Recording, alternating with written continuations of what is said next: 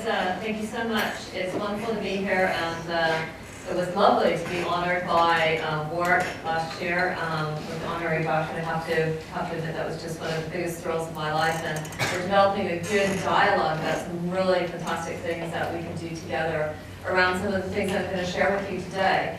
I forgot to ask, but I'm assuming we have time for questions at the end. 45 minutes for yourself, and then about 30 minutes for questions. Wonderful, wonderful. I gave you my email address for a reason. I am a venture capitalist, and I am running a business, and we're always looking for great people. And I mean that I have had somebody who just made an offer to him. He's going to be joining us, and I met him 7 years ago. So I'm somebody who takes a long-term interest in building relationships with people that can join our portfolio companies, that can join my business, that can be writers in our content, that can, we can back with our venture capital fund. So don't hesitate to get in touch with me. And I hope that you will become a citizen of Entrepreneur Country as well. I'm going to tell you a little bit more about that. Because Warwick is the #1 rated economics school in the United Kingdom, I thought that I would speak really about ecosystem economics, which is the pair of glasses. What I'm going to share with you today is a pair of glasses as to how I believe that you can look at the world, and hopefully this will help you in not just your studies, but in your future careers. So, I wrote a book a couple years ago. I was fortunate to get it published by Little Brown, and it's called Welcome to Entrepreneur Country. It's the first in a series of books. We're looking at doing some further. And it was in the depths of the crisis, the downturn in 2009 and 10, when it felt that, because we backed so many startups, it just felt like there were a lot of people who needed to, quote, go to Entrepreneur Country, who needed to understand really how business works, the enormous stress of running a business. And it felt that some of the banking community and some of the large companies did not understand what the companies in my portfolio and other businesses that I was aware of in the market were going through. And I remember myself saying to myself a number of times, I wish more people could put themselves in the shoes of these managing directors of businesses and so forth. I wish more people could go to Entrepreneur Country. And so I decided to write a book really inviting the world to go to Entrepreneur Country, because I am a big believer that the cogs of the universe go forward because of entrepreneurs. And that's not out of kind of hero glorification or whatever, but just that creative genius that has always been there. It's just not always been called entrepreneurs. But the creative genius, the adventurers, the artists, the innovators throughout history have always been there, right? What percentage of the population are they? Is it 7? Is it 14? Is it 20? They've been called different things, but those are the people who move the world forward. So substitute, if you will, as you're listening to me today and thinking about this and hopefully downloading my book to your iPad to read, substitute the word future. Welcome to the future, right? You guys are embarking on your adult lives and your careers, etc. This is an invitation for you to co-design that future. So, here's 3 versions of the future for you to think about. Now, I have to admit a bias, if you will. My bias is unabashedly on the side of the entrepreneur. But if I should have a bias geographically, because I was raised in Palo Alto, you might say, well, gosh, you're rooting for the guys out in Palo Alto. But I've actually lived in Europe for 25 years. So I came here 25, well, actually longer than that. I came here in 1988 when I was 21 years old to Paris. And I lived there for 7 years, and I did a master's degree at INSEAD, a business school near Paris. And so I've been in Europe for 25 years, and but I have a keen set of relationships and knowledge of the valley, Silicon Valley. And so when I say that the first version of the future is one that I'm very familiar with, and those of you who have friends in the technology industry and so forth, is this idea that the technology platform companies have an intent to take over every industry. And you may have seen in the Financial Times today, those of you who are reading it daily, that Uber, there was a little article in the bottom of the business and market section. Uber absolutely refuses to talk about itself as a transportation company. It talks about itself as a technology platform company, right? So the Facebook, Apple, Amazon, Google brigade, that first version of the future, they have an intent to take over every industry, from drones to driverless cars to Apple Pay banking, etc.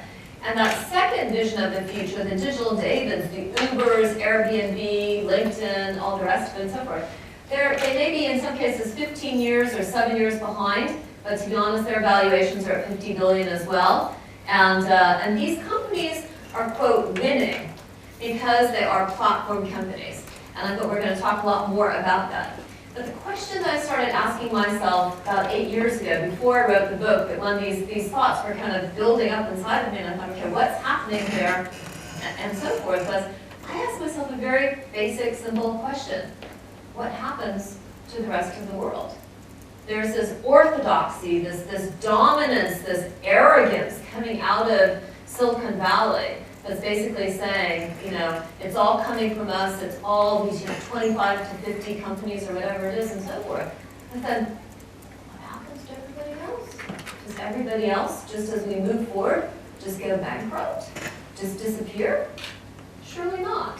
And so that's the starting point. Like all good, we were chatting about economics just a minute ago, all good kind of research and so forth starts with a question. And my question was, what happens to the rest of the world?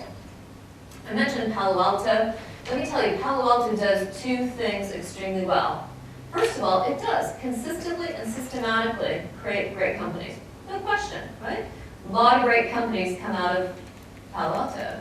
But it does a second thing very, very well. It markets itself. It tells the world that if you want to consistently and systematically hit it out of the ballpark, you got to go to Palo Alto. But isn't that funny? I see some of you smiling. I smile at that too, because I recognize it for what it is. It's good marketing.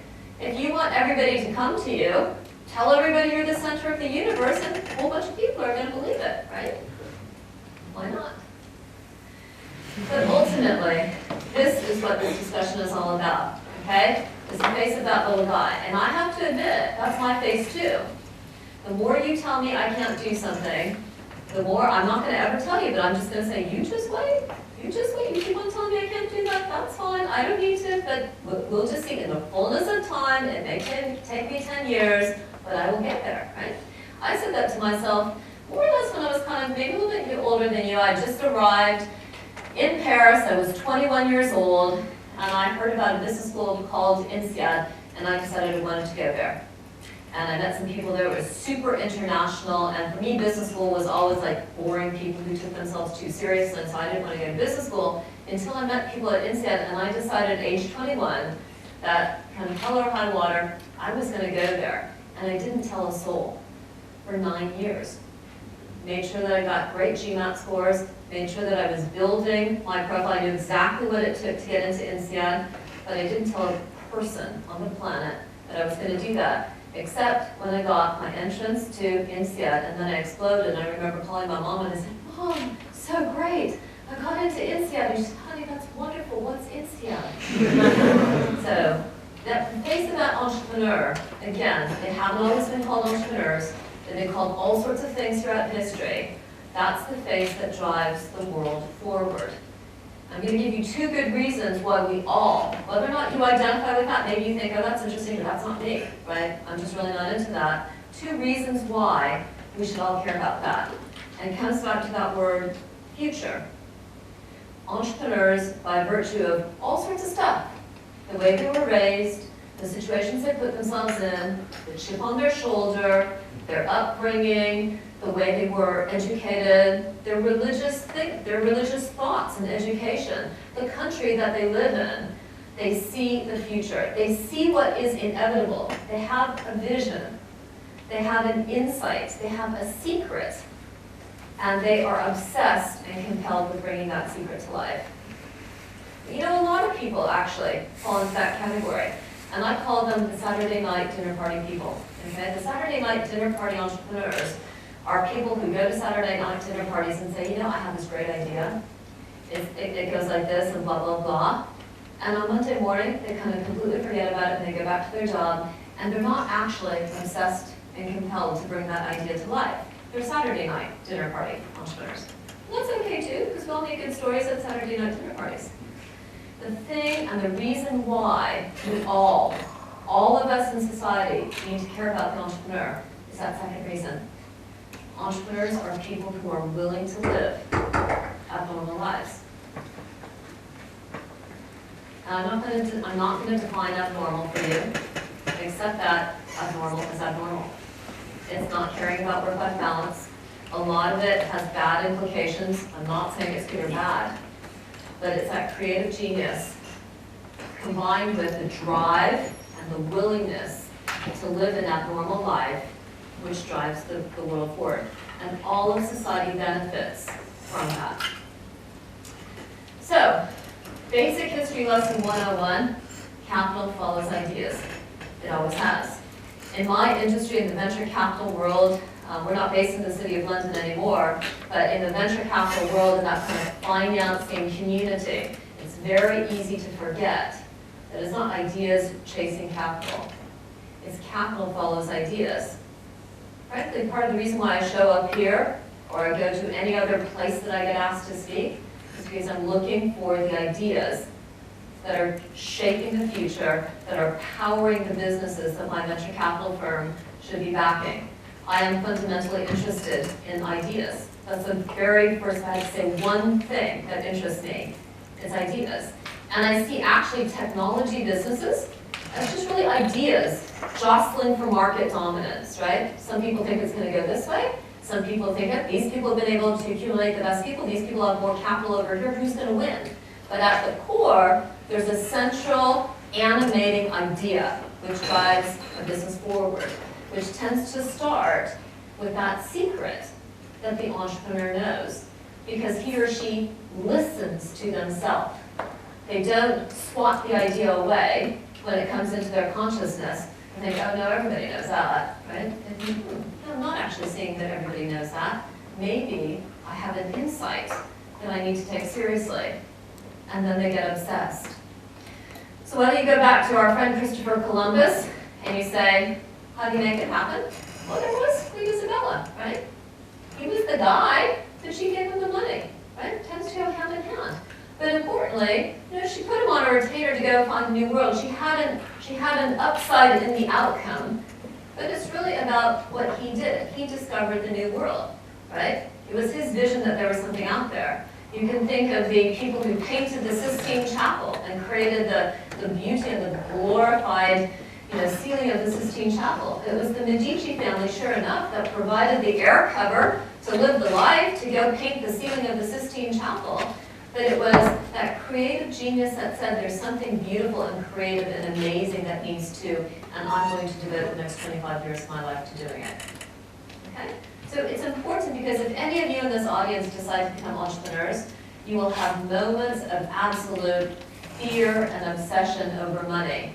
And when I went to Paris at age 21, and I remember leaving,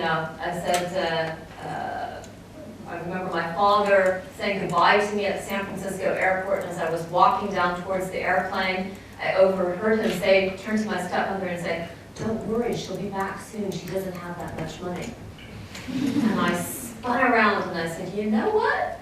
I'm thinking I'm going to stay over there all my life is what I'm thinking, right? So the money is not actually the problem or the solution. The money is necessary to capitalize the business and to go forward. It's true, it's really hard if you have a difficult time getting access to money. But just because you get all the money in the world early, it also can end up, it's like giving your 10-year-old daughter a credit card to go to Harrods. Nothing good is going to happen, right? So the money doesn't solve the problem, and the capital is scanning the globe. The smart money is scanning the globe, looking for the men and the women who have the ideas that are going to animate the age. So let's continue with the history for just a moment. How many of you have heard of Carlota Perez? Good economics students here. I'm sure that you've been, in your free time, been pulling out the Carlota Perez books. You're being shy. Surely somebody in the audience has read Carlota Perez. No one. Shocking. Okay, well, after you read my book, then you're going to read Carlota Perez's Theory of Disruptive Technology. And you need to just be building up a canon of books.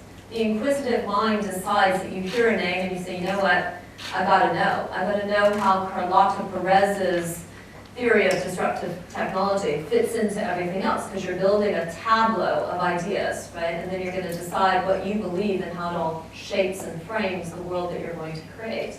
What Carlota Perez did, history put her in Silicon Valley, near Palo Alto in 1971. She was studying oil, but she went to Silicon Valley, and she realized that something big was happening, because the Intel microprocessor burst into the scene in Silicon Valley in the early 1970s, and she said, oh my God, something's happening here, right? And because she is a historical economist, she did what most historical economists would do. She started looking back in history and saying, has this ever happened before? Let's do some research. And so very helpfully, she looked at the past 300 years. And what she found is, sure enough, the same thing happens again and again. Every 60 to 80 years, we go from a big bang of disruptive technology. It was the microprocessor for her in 1971, and it moves through 4 periods to a new common sense, right? And so what she did is she showed 5 successive times there was a ground zero for the Big Bang. There's a popular name for what it became known as a revolution. She described in detail what that disruptive technology was and roughly the year that it happened. And so what this is really cool, guys, because this shows that actually, by reading history, you don't need to understand the cosmos. You need to read history. The universe has a pattern. It has a design. These things happen. The same thing happens again and again. It's not just all new discovery. It's new discovery inside of the design. And so all of these big names and all of these big companies, just most of these are just US companies, all of them are just really derivative of the original disruptive technology. Now again, in my industry, a lot of people like to use the word disruptive. They go around thinking, I got disruptive this, and I got disruptive that, and everything. What Carlota Perez is saying is that there's actually not that much which is disruptive. There's moments of disruptive technology, but then society works to embrace it and pull in and make it a new common sense. And so the revolution, because it's always a revolution, it starts actually with a small fact, a thing that happens, but it has a big economic promise, and it moves over 60 to 80 years to become a significant force in the market. Now, when I came to the UK, it was roughly 1998 when I graduated from INSEAD, and I set up a network of entrepreneurs called First Tuesday. I took it all over Europe. We had 45 different cities. We had 500,000 people in our community. And let me tell you, at that time, the very first deal that I did was lastminute.com, and it felt like every internet entrepreneur at that time wanted to assassinate Goliath, right? It was David in his slingshot, and he was going to be victorious. It was pretty heady times. You guys were tiny tots at that time. But let me tell you, 1999, pretty big ambition, even compared to what's going on now. But what's happened over the past 15 years is actually we've gone, instead of just being this kind of digitality that was kind of there in the market, actually as broadband and mobile technologies have just continued to penetrate our lives, and for you, for people of your generation, you can't even imagine what it was like when I was your age, how little technology we used. So today the dynamic is completely different. It's not about David wanting to kill Goliath. It's not about the internet entrepreneur wanting to kill the established company. There's a whole new dynamic that I put to you has emerged. David, the digital entrepreneur, and Goliath, the established business, need to dance. And that's the new dynamic that we at my company, Ariadne Capital, and Entrepreneur Country, that's what we see. That's the vision that we have. That's the pair of glasses, which I think is really important. I'm going to tell you why. First, I want you to take a look at this David and Goliath model. We worked this up because we were looking for a framework. for everything that we do at our business. So on the left-hand side, the digital enablers are the enabling tech companies that my fund invests in. Okay? Again, not disruptive technology, enabling tech. The Goliaths, those could be the non-tech traditional retailers, or the non-tech traditional banks, or insurance companies, or newspaper groups. Business as it is, with lots of customers. And what we say is we say to the Goliaths actually is, you've got distribution. That's a huge asset, right? I'm backing those digital cars over there with my money from my venture capital firm. What's the very first thing that a startup needs after it gets money? Anyone? Who said it? Some woman, there we go. Customers. They need customers. Get money, what do? You start trading. You've got to sell something to customers, right? And so the very first thing, it's not about getting the money, it's about getting the customers. We say every car needs its highway. And how many digital entrepreneurs do you know that say, oh my God, I need to go do a deal with Royal Mail because they have the best highway and they're going to be the best customer acquisition for me, a digital startup. Oh my God, I need to do a deal with Barclays or with Tesco or with Telefonica or with this. Actually, most digital entrepreneurs kind of say, I need to be on the App Store. I need to do a deal with one of the app stores. Back to Palo Alto, back to the first version of the future. And it doesn't need to be that way. And to be honest, at precisely the same time, particularly in London, I don't know about this part of the UK, but particularly the same time in London, that everybody's getting all excited about Tech City and all excited about tech startups and so forth, right? What are most of those technology startups going to be? What's going to happen to most of them?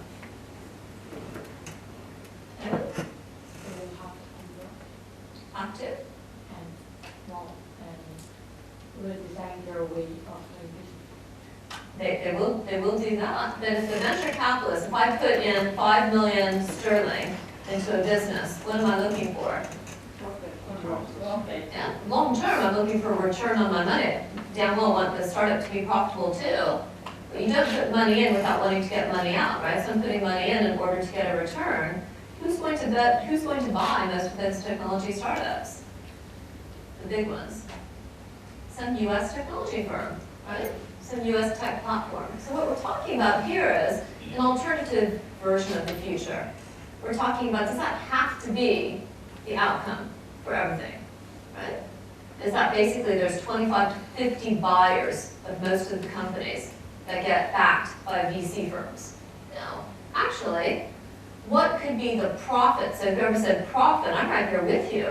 If you focus on the P&L, of course you're going to probably sell the company or take it public, and there's going to be, the balance sheet's going to take care of itself, but focus on the profit. Every startup, every enabling tech entrepreneur should go into their discussions with their routes to market. Mr. Tesco, Mr. Santander, Mr. Volkswagen, Mr. and so forth. Let me tell you how I can bring you revenue, right? You have an enormous number of customers, Mr. Telefonica. Mr. Barclays, you've got access to, and so forth. All I need is I need X amount of customers, access to X amount of customers, Y period of time, and I'm going to demonstrate how my enabling tech startup, which is a data this or a digital enabler that or some piece of technology, is going to create digital revenues for you or lower your cost base. Let me tell you an amazing entrepreneur who waltzed into my office. She was introduced to me by a really good source, and she came in, and Diana was sitting in my conference room, and she said, so there I was, the youngest person in Barclays' compliance team. And I could see how inadequate the IT systems were inside of the big bank to deal with Basel III, stress testing.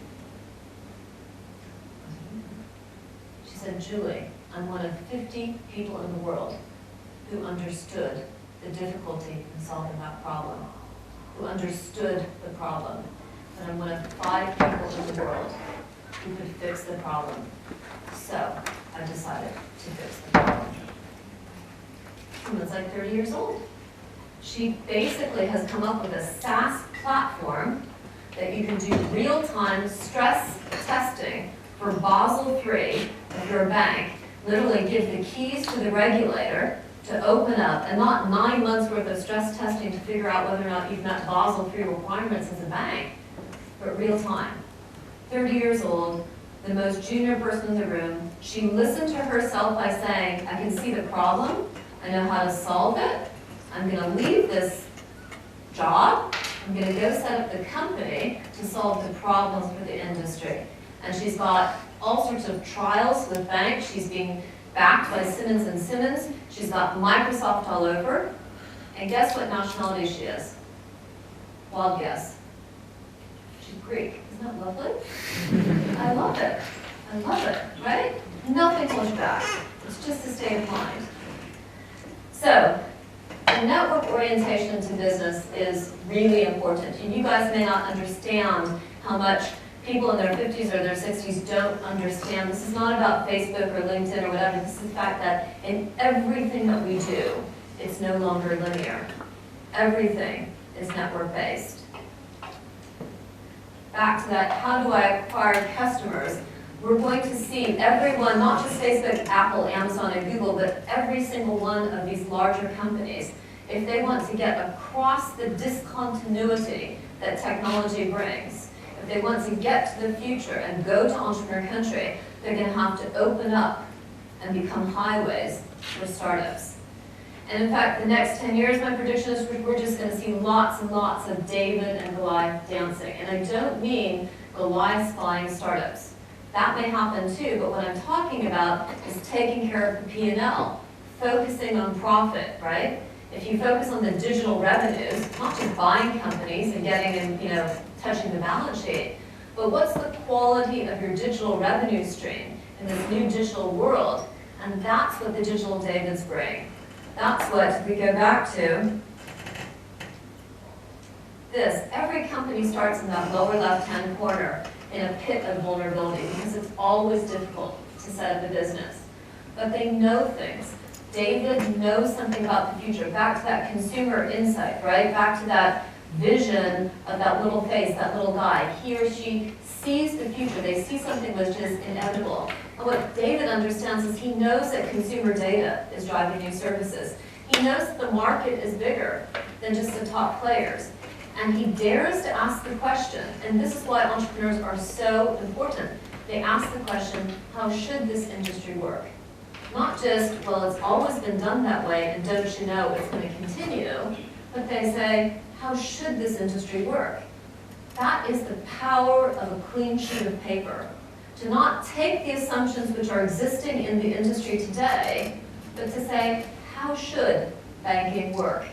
How should house, retail, pick your industry, how should it work? And to know implicitly that the industry is much bigger than just your own business. And that's why every deal that we do at Ariadne is somewhere across from that pit of vulnerability. All of the startups are trying to get to network effects, to lock in. And they either get acquired along the way, not for the financial value of a balance sheet, because most of them never will have any kind of financial value or a balance sheet. They get acquired for the strategic value in that upper left-hand corner, the strategic value that they bring to their acquirer. So, back to Palo Alto. You can see how this all fits in, I hope, right? If we want to create a third version of the future, which is not Palo Alto-centric, then we have to be creating companies that are not just companies with distribution, but that are becoming platforms with network effects. And that starts with why you all are studying economics, I hope, is because innovation is ultimately about economics. It's not about technology, it's about economics. And that's the crux of ecosystem economics. It's all about that future. Now, if you work in the technology industry, this is a real common thing. The platform companies are basically cleaning up. Okay? This is the structure of the industry. They're engaging with the apps. Every app store, right? The Apple App Store has tens of thousands of apps, and that's where the money is getting made for Apple. And the reason why the Apple and the Facebook, Amazon, and Googles are cleaning up is because they've imposed their set of economics. They're determining the developer is getting this, and the musician is getting this percentage of the cut of the revenue from that central transaction, right? So what did Steve Jobs do? Apple didn't just create great products. They created essentially a set of economics for how the music industry would work, how telecoms, and now how banking. Google has done that in its space, Facebook, etc. And they're doing that first and foremost at the unit economics level, right? So the power comes in analyzing the business model, the micro, in order to transform the macro position. So the applications, platforms, and infrastructure. Now, I was at Volkswagen last week. We're having lots of discussions with very large companies in different sectors.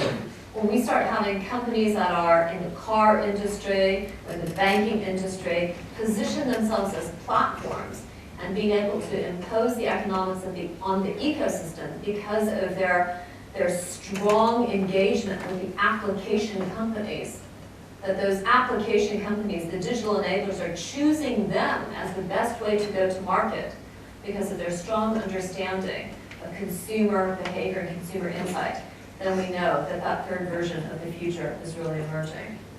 So ecosystem economics, how do I apply it? Well, you've got to ask that question, how should my industry work? That's what entrepreneurs do. They have no money, they have no balance sheet, but they understand things about the future and they ask that question, how should my industry work? You have to reimagine your industry as an ecosystem. And you need to ask yourself some fundamental questions. Who are my natural allies, right? In whose interest is it for me to be successful? So if I say that I want to create the leading venture capital company in Europe, I can't do that on my own. It's not a function of how smart I am, how hard I work, or anything. I've got to basically have other people buy into that and want to help me do that, right? So my natural allies are people that I might have, not cared about in the past. They might be people that I used to compete with, but they're people who fundamentally today, when I say, in whose interest is it for me to be successful, their names pop up, and they're the people with whom I have to take my product, my service, and my ambition to market with. In a network-oriented world, it's not just up to you. It's not just the trade. We're participating in a transaction. We're building an ecosystem. It's more complex than any one person and any one person's ambition. So the last thing there is that concept of the digital P&L and iterating. Some of you may choose to go work for larger companies. You say, you know what?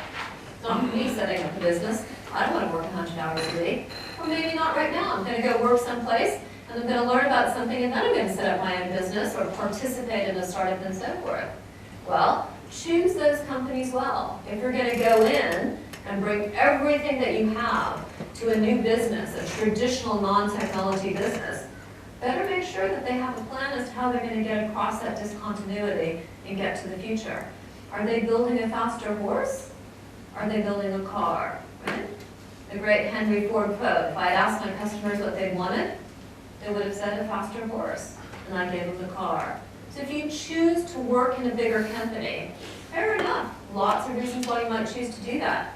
Make sure they're building a car. Make sure that they ask themselves the questions of how should this industry work. That they literally have a process inside the company of saying, what do we know about this industry in 5 to 10 years? If we're going to break into our own house, the business that we're in, the industry that we're in, how would we break into our own house? Because guarantee you, there's some entrepreneur who's trying to do that right now. Nobody is safe. Back to the David and Goliath grid, because those Goliath businesses, the traditional incumbents, consistently and systematically underestimate the Davids, occasionally one of them gets across and becomes a Goliath, right? Occasionally, you get entrepreneurs that start to have balance sheets, that start to become real businesses because they get underestimated. I'll never forget when we started working with Skype, we were the first advisors to Skype. We didn't have our funds up and running at that time, but 4 of my team flipped into Skype, and it was literally probably December 2003, so like 12 years ago. Skype had about 5 people when we started working with them. And I would remember being on BBC, and I was sitting across from the CEO of British Telecom at that time. And I was asked by the presenter what the latest hot company that we were working with. So I started to talk about Skype. I said, well, there's this company, Skype and so forth. And the CEO of British Telecom just interrupted me live on air, and he said, you know what? You're going to lose your shirt, and that company's going to go bust. Okay. I thought, wow. And so I said, you know, that's really interesting. You've decided to underestimate the entrepreneur who disrupted the entire music industry with Kazaa. Let me tell you, he's so happy you're underestimating him. You've given him time to get across the grid. The value, somebody underestimates you in your career for whatever reason, thank them. It gives you time to achieve your goal. It gives you time to get across whatever grid you're doing, whatever plan. I told you my plan when I was 21 years old was to go to INSEAD. I didn't tell a soul. There was a bunch of people that tried to stop me from getting where I was going, right? They underestimated me. Silly people, right? People always get underestimated. It's a gift. It gives you time to get where you're going. So ask yourself the questions at every step, whether you're launching a new product, whether you're launching a business, whether you're slaying your own dragons, always ask yourself the question when it gets really difficult to do what you're trying to do, who are my natural allies? Everybody has natural allies. We are not alone. If we could all communicate everything which is important, every desire and achievement that we want to make, at the same time to everybody, we would find all of our natural allies. We can't. That's why I spend so much time doing the communication stuff. Speaking, writing books, coming out to see you and so forth, is because here in this room, I bet you I have one natural ally. I bet you there's one person in this room that either I'm going to back, or I'm going to hire, or we're going to do something together. Okay? And you got to believe that your natural allies are out there. In the same way as if you're an entrepreneur, you have to believe that the capital right now is trying to find you. Shape your industry by changing your business model. If you read the Financial Times, you see a whole bunch of large companies whose shares prices are going down or going up or doing whatever they're doing. Somebody's got a profit warning, somebody else this and so forth. You can literally deconstruct most of those companies and most of those industries by looking at what's happening in the startups in that space and how the entrepreneurs are innovating at the unit economics level, at the business model level. They're small, but remember, they know those things about the future. And they're small revenue-generating algorithms as startups, which when they're applied to those highways and customer bases, will become the future. And that's how we get to the future. So creative destruction, Clayton Christensen, describes the problem. There's technology discontinuity. Ecosystem economics explains how you get to the future. So therefore, what do I do? Understand creative destruction. So therefore, what do I do? I become an ecosystem economics company. That's what I do. I think about my natural allies, right? I understand that consumer data is now becoming a legal asset of individuals. I look to the business models to explain how I want to have the market impact. I've got to figure out how to organize the economics for my ecosystem. It means I have to figure out who my natural allies are. I have to figure out and so forth. It just keeps on going around and around unless you think about the ecosystem and how you're going to organize the set of economics. You're not going to become an important company in the future. And I'm not going to spend too much more time because I realize I'm coming to the end, but you can look at everything in whatever you read online or in paper and so forth. Tesco gave out profits warning. They lost $250 million. Sounds like they were cooking the books to me, right? Probably because in the city of London, probably they were telling the market, don't worry, that great growth that we had is just going to continue, right? Macro version of the future, what the current situation, Tesco's a great company, it's just going to continue. Don't worry, growth is linear. It's on its way up. But anybody who's looking at the retail startups that are coming through would know that fundamentally it's not going to be. At a minimum, it's going to be something different, but it's not going to be linear growth, right? It's just not. because the world is moving from linear to exponential, from analog to digital, to network effects. The growth cannot be in the future the way it is in the past, right? So anybody who is kind of looking at the business models in the sector, the revenue generating algorithms that could be future digital partners for Tesco would have to know that Tesco was not doing something right. We mentioned Uber. Well, we have a great example here in the United Kingdom of Addison Lee, which is just a mere couple of billion instead of 50 billion, right? That has fabulously created a platform with the Addison Lee business. They're now going to New York. They're going all over the place. It's a great example of what was a stodgy mini-cab business. Let me tell you, 12 years ago when we had our Addison Lee corporate account was so bad, I never thought I would go back. And now it's this beautiful experience, right? Because the son took over the business. He enabled it with technology. He enabled the drivers to be, I think, in a much better situation than Uber. People think Uber's the answer. Actually, I just look at all of that money that's gone into Uber, and I think, really? Are they really going to get all of that money out?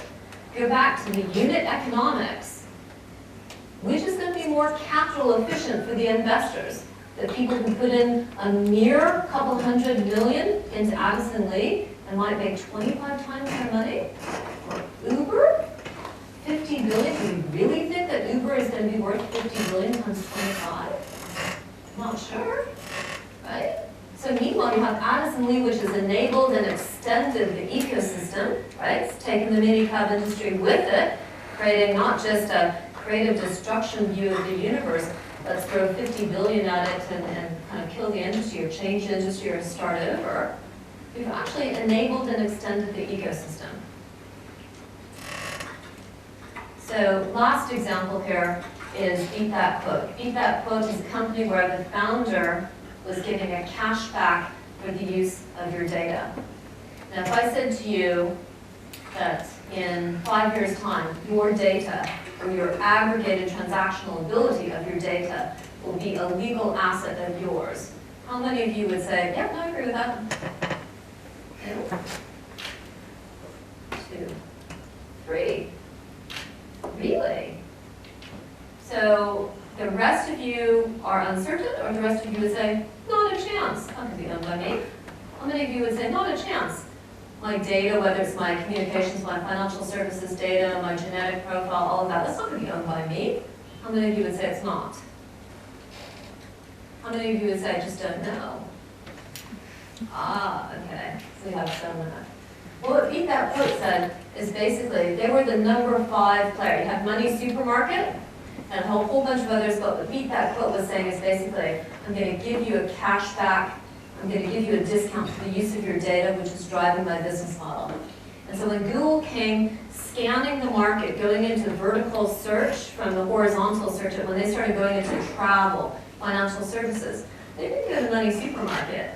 They said, who is this guy who's like threatening our business model? He's freaking challenging the fundamentals of Google's business model. We use your data, you get nothing, it's all good, right? And basically, my firm sold Beat That Quote to Google for 122 times EBITDA multiple. Now, 60 million is not a big number if you're Google. It's not. But ultimately, if you've got 250,000 pounds of EBITDA, it's a big number to sell your business for. So, and the net neutrality debate is basically right back to that apps platform and infrastructure. Really what's going on here, some people are building the infrastructure, other people are riding right over it, not necessarily paying a toll, right? So the platform space is the space to be. That's what the large companies need to do. So, I'm going to leave it there. I'm going to thank you for your time. I may have even gone over my time, but I appreciate you being such a great audience.